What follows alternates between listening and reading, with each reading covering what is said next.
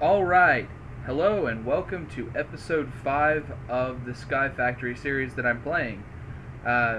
This episode we're going to be devoting ourselves towards finishing a few of the challenges out, gathering a few materials, and trying to automate a few more things. So, step 1, gonna work on a challenge. Here's the first one. We've built ourselves a proper house. I kind of incorporated one of the structures that I had already built that I didn't know what I wanted to do with. So here we go. I'm going to get myself a bed and an oak shelf because I've already got a chest inside here. We're going to slap down this bed over here next to our shower so that right after we get up we can just get in the shower real quick, hop around a little bit. I got to actually got to make a full slab out of it because a bed can't be placed on half slabs. I just forgot about that. So there we go. We got ourselves a proper bed on a proper house. As I said, it's really hard to build aesthetically to start, so this will get prettier.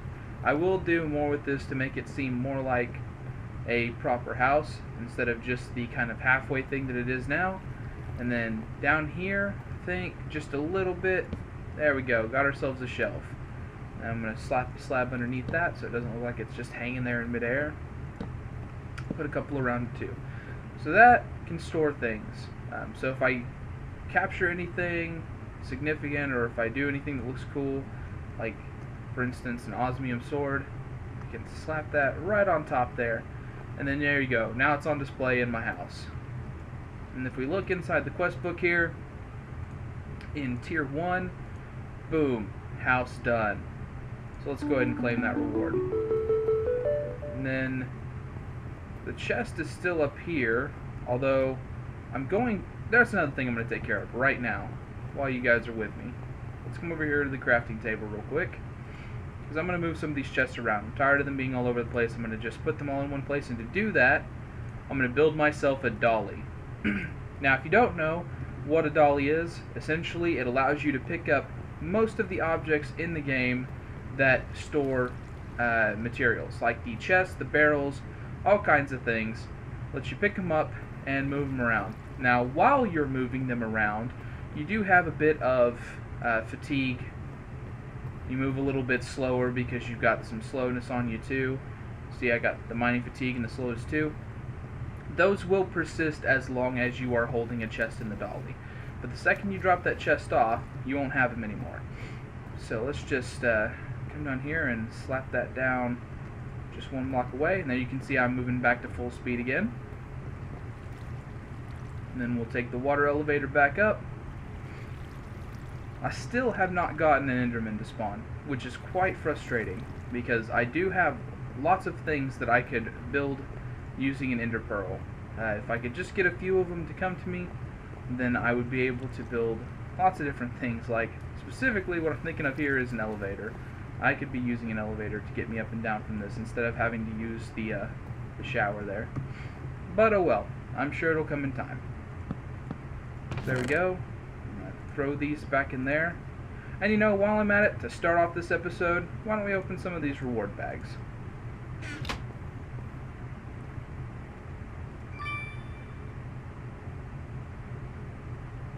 That is clearly bugged. That is really not what I meant to happen there. So, apparently, I have not gotten the reward bags really the way that I need them to go yet, because that gave me just so much stuff, and I really did not intend them to do that, so here I am, casting it all back into the void, just so you guys can see that I'm not really trying to be super crazy with my rewards. It was not my intent at all to give myself that much stuff. So there we go. That's all the items that I gained from that reward bag. I will get that sorted out at some stage, and then I will open the rest of those reward bags. Alright guys, it's time. It is time to get myself some power generation going. As you can see over here, I've laid down a couple more crucibles and also put down transfer pipes to move the cobblestone from over here into them. So you can see they're all filling up nicely with lava. And then Since that's what I've chosen as my first power source, because honestly it's just a very good one and it's not too hard to get into it once you've got a good infrastructure like I do, I'm going to start with the lava generator. So you can see here, I got one of those ready. I'm just going to plunk it down right over here with it. And then eventually I'm going to have the lava transferring out of the crucibles directly into it and go from there. But until I get there, I'll just have to manually put it in with buckets. So, I'm just going to throw it down there and then put a platform underneath it because I don't like them floating in midair. And then there we go. So you can see here, this is where it stores the energy. Can't see that for any eye, but there you go. It has a 500,000 RF buffer, and then this is where the lava goes in. It can hold up to 4,000 if 4,000 millibuckets. If you've got full energy and full lava, it will just sit there not doing anything. But if you have energy left to produce, then it will continue to burn the lava. And it does not really burn it that quickly. I mean, like, it makes energy very well, but it doesn't burn the lava up as fast as you would think. So there you go. I put in one bucket, which is 1,000 millibuckets, and it burns it down. This is how much how much power it is producing every tick. This is the time remaining before it'll suck up another bucket, or another 100 millibuckets. So it's got a 5, a full 5-second timer before it sucks it down. You can see there it goes, it just took in one right there. And you can see the power slowly generating up. Look at that. I mean, we're already over 20,000 RF. Now that's not even beginning to fill up one of the machines that we'll end up using. But it's just very nice to have a power source that's not terrible like this. We got so much that we can do with this. So much. Lots of energy can be taken to lots of various places. Now, at the start here, I'm just going to have to put down like one machine at a time and put it right on top of the lava generator. It's good, though, that most of the machines that we'll be using actually have an internal buffer of energy as well, and at least I believe I saw in an update that they keep the energy that they have when you take them off of it. So I put one on it, it powers it, I remove it, put it somewhere else for the time being, or if I've got like an extended project with it, I'll just leave it on top of it the whole time that the project is running. So, there we go. I've got energy production. Huge step forward, guys. Huge step forward. Here we go, guys. Finally got one to spawn. He's sitting inside there, just waiting for me to come up and slay him. Oh yeah. Yeah. Get it! Yeah!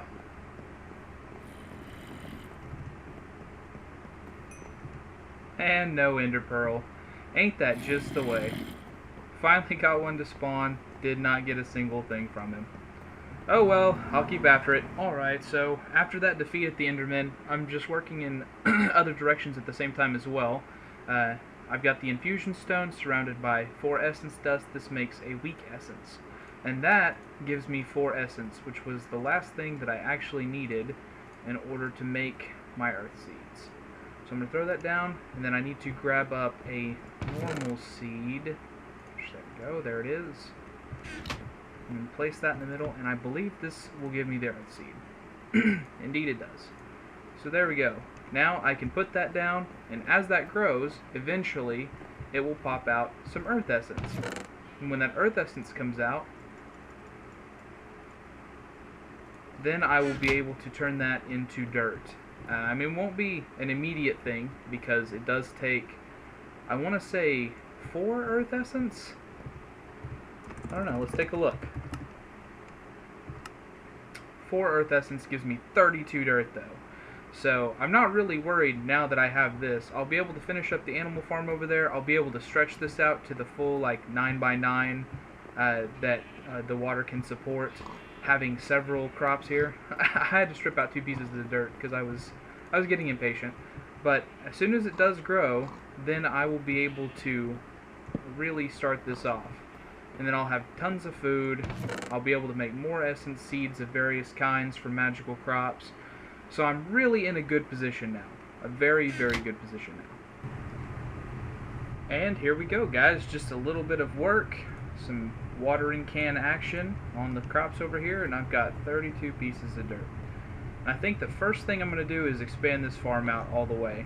I'll worry about the animal farm later, just because I'm only shearing the sheep right now. I don't have any cows yet still, although I do really want some so that I can start gathering leather. There are many things that require leather. If I could just there's like a couple of resources that are really holding me back, and once I can get those, I'll be fully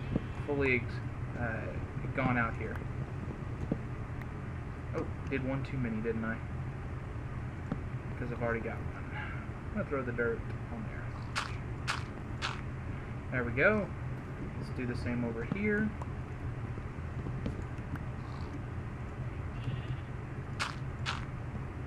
Go. I don't think this will be quite enough to fill it all in, but this will be enough, surely, to give me plenty of space for anything that I'm trying to do right now, which is mostly just gather food. I'm actually starting to run low now that I'm not having to tend to the trees as religiously as I was in the beginning. I've already finished off all the silkworms, and I've got a few more apples that I've gathered since. And I also have some potatoes, of course. I got that crop growing here, so that way I can bake those in the oven, but not many of them. So that's what I'm going to be doing next, is just putting down a few more seeds here for the various crops that I can grow. And then once I have it all out, then I'll decide what all I want to put down, aside from the food, of course. Alright, so kind of another depressing move here. I got another Enderman to spawn up here, and I killed him like off the side of it so that he couldn't see me, couldn't teleport to get me underneath the eaves here.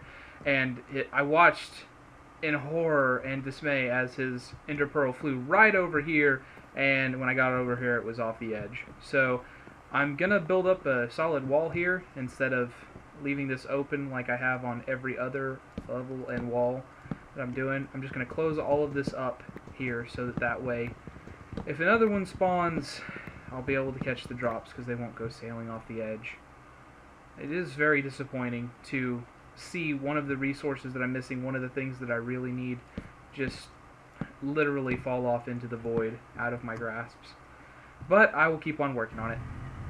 Bum bum bum bum bum bum. Alright guys, and after checking, it seems that I've got the reward bags fixed, so I'm going to open them right here on camera. So let's see what I can get. A little bit of coal, not bad. Some string, kind of whatever. Apples, that's good. I'm running low on food, even though it's a crap reward. Some pumpkins, not very excited about that. More apples, yay! Got some clay, that's good, I can use that. And some stone. Well, oh well guys, there'll be more reward bags in the future. Can't be too upset about that, now can I? So, I'm not quite sure how it happened, but there's a zombie pigman in with my animals. I don't even know how that could happen, but I got a bow.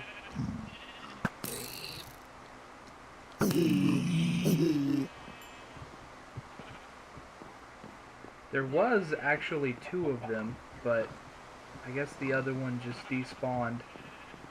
That's weird. I don't know how that happened.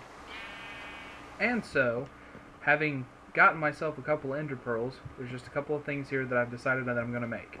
The first one, a vacuum hopper. What this will allow me to do is not have to stand on top of that sifter all the time anymore. So I'm going to grab myself a couple of chests, and I'm going to get that cracking on. I also am going to build 4 transferred nodes for liquids. So that way I can pump the lava out of the crucibles and into other things, like the lava generator or the tank for the smeltery, or anything like that. So I'm going to grab those up, and then I'm going to take these up. Actually, just the one. Because then I'm going to put down the 2 chests, like so. And then I'm going to put the vacuum hopper on the chest. And then I'm going to have it, get rid of any eye real quick, I'm going to have it downward, and that is going to send all of the stuff that it picks up. Essentially, it acts kind of like its own personal magnet. It will draw stuff up that is dropped near it and put it into a container where you point the device at. So I've got it pointed down into the chest, which means that anything that it takes up from this, it is going to put in the chest. So, if I take some of this handy-dandy pre-prepared gravel here, you will see that the autonomous activators will sieve through it, and then as the materials are being thrown up, the vacuum hopper's picking them up and putting them down into the chest. So that's good, taken care of. So now I'm going to leave all of that to be sieved and go on about my business, not having to stand here and just wait for it to all be done. Okay, got my setup working on some stuff here, but I need to move forward a little bit my own. With the circumstances being that now I have lava being pumped into my furnace all the time, it's going to have power pretty consistently. Like I said before, if it fills up with power, the lava will just sit in there not being used until it starts running out of power. With the limitation that I don't have the materials yet to form a QED or anything else that I would need to make an energy node, so I can't transfer power away from it, I'd have to put any machine I built right on top of it to be used. Bearing that in mind, I thought what would be much more prudent is to build a battery that I can take with me, which is exactly what I've done over here. I've got a leadstone energy cell frame ready to go. But what I don't have is electrum. I don't have any dust or anything that could break down stuff into dust. And I could go ahead and build the machine, like a pulverizer or something like that, and just get it going. But I actually thought it'd be more fun to do it sort of manually for start. So I've got this started up, a wooden gear here, and sticks so that I can make a lever. And then I've got the cobblestone, and I need some smooth stone. Let me grab some of that real quick. Let's see. Smooth stone, Certus quartz, okay. And I've got the 3 pieces of Certus quartz, and then the 3 pieces of smooth stone. And there we go, I've got a grindstone from Applied Energistics 2. So the way that that works is I just put it somewhere. Let's see, what would be a good place? I guess over here in this area that I kind of developed to be the machine line, as it were. Getting started, I think I'll just put it right here. And then, of course, just because I am the way that I am, I'm going to put a thing underneath it, and then I put the crank inside the top. There we go. And then I put whatever material's in here that I want to grind down into powders. So, in this case, I need an gold and a silver. So that way I can make myself a couple pieces of electrum. So that way I can finish off the leadstone energy cell. So I put the gold in there, tap this until the crank stops. And you want to make sure you don't tap it too long, because if you do, then it will break. That's why you can't really automate these with any kind of machine, like an autonomous activator, because it'll just tap away on that crank until it breaks, and then it won't be usable. Which I think is kind of the point. I think that's what they meant to do when they were putting that one together. So, let's come over here to the furnace. See, that's why I'm always so low on food, because I run around jumping all the time. I get excited.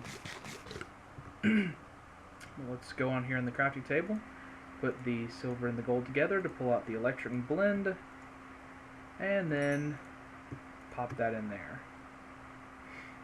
And as soon as that's done, we've got the stuff to build the receptance coil, which is the part that I'm missing on being able to finish off this leadstone energy cell.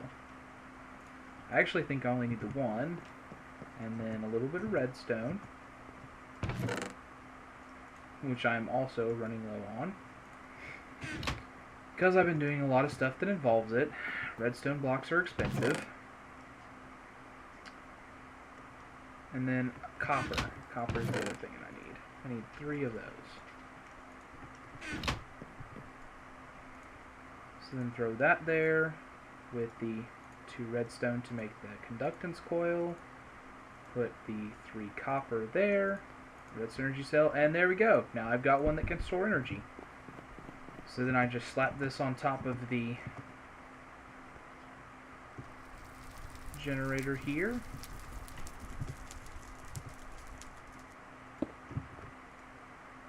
Have it take in energy from the bottom.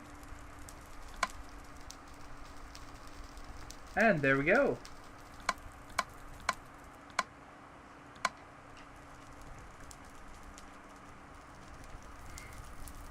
And this will continue to take energy out of it until it is full, which has a maximum capacity of 400,000 RF. And so that will take most of what this has. And that will burn the lava that these are generating for me to keep on producing the energy, which will keep on pumping into this until it's full. And then I can pick this thing up and take it over there and put it on any machine that I want, and it'll be able to generate the power. So I've got, I think, 5 sides there that I can use. If I want to put it above something, a 6th side, but 5 sides of energy that I can use there. So 5 machines that I can have running just off that for the time being. And that's a good start, guys. Welcome back. I've made a few changes here that I'm going to explain to you real quick. First off, I got another 4 earth essence, so I expanded the farm out. I'm just waiting to get some seeds to really drop that stuff back in, which looks like a few of the crops are together. So let me drop this stuff back in the ground real quick. I converted this into a room because I felt like I was not going to be using it anymore, because I moved all of the Tinker's Construct tables down to the smeltery, and I moved the crafting table over there, and that was all that was here though, so I just turned it into a room, and this is going to be my trophy room. I don't quite have the stuff together to actually finish out the trophy room challenge, so that's waiting on it, but I did make a little sword stand and put the osmium sword in it. Doesn't that look so cool? Very pleased with the way that looks. Okay, and then if we come down to the factory, as I will begin to call it, first off, I've moved all of this over, which I'll show you in just a second. I put up some drying racks to start gathering myself some monster jerky, because just keeping all of my food sources open, and there really is nothing else for me to use zombie flesh on that I'm going to be interested in using it on. So threw that up to just get a little more extra food. And then we come down here. I made another 2 autonomous activators, and I've done a little setup here that's quite clever, if I do say so myself, and I'm going to explain it to you. Over here, I have a chest that I'm going to fill with stone hammers, which are being funneled into this autonomous activator, which is effectively going to be acting as a breaker for this, which will turn this into gravel. This one, all it does is place the cobblestone. So that's good there. This chest catches both the gravel that gets thrown, and then also the stuff as it gets sieved out of here. On this transfer node, I put a filter on it, which the only thing that filter doesn't, or lets go through, is gravel. So anything else that gets thrown in this chest, like all of the products of the sieving over here, is not going to leave the chest. Now, of course, I can't leave this on full automatic. Like, I couldn't leave it for like a full night just to see what it would give me, because eventually I would have so much gravel or so many of the materials that this chest would fill up, and then there would just be products being thrown out into the world. It wouldn't do me much good at that point, although I would have a fair bit of resources. So it's still something that I have to monitor, but it's definitely something that's going to help me out with this. This is probably my first fully automated process. So, yay! Way to go us. Full automation finally. And with that lovely success happening there in the background, I'm going to have to go ahead and close this episode because we're getting a little bit past that 20-minute mark. Thank you guys for watching. I hope you enjoyed. We made some pretty significant progress today. I'm really excited about our position going forward. If you did enjoy the episode or found it informative, please leave a like. If you haven't already, please subscribe to the channel for more of this. It's going to keep on going, guys, all the way to the end. Have a nice day.